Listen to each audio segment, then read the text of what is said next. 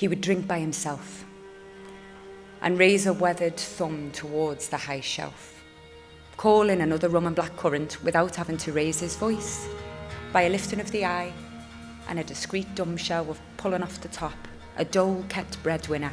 I loved his whole manner.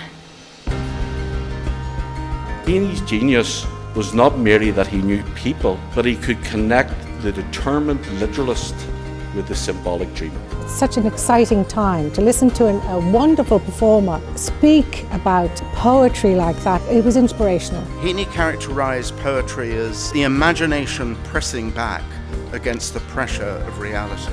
I myself have long believed that history without poetry, or at least a poetic sensibility, is a discipline with one hand tied behind its back.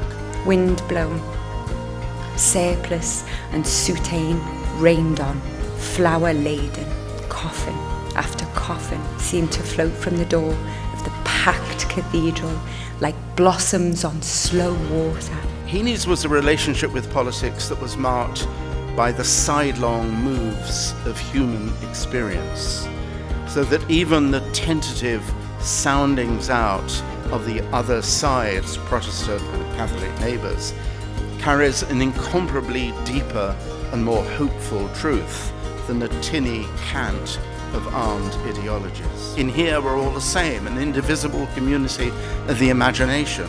This needs to be shown to all sorts of people. The battle between the inescapability of history and the obligation of the poet to elude its summary bulletins. The starting point of coming out of any conflict is to listen. He, as we know, was relatable to the Palestinian refugee as he was to the Holocaust survivor, to the grieving mother, and both perpetrator and victim. Dawn sniffing revenant, plodder through midnight rain. Question me again. We can conclude with a lot of confidence that Heaney's work will remain relatable. That familiar, attentive look of his, kindly yet exacting, humorously serious, an expression often of benevolent correction. How I miss him.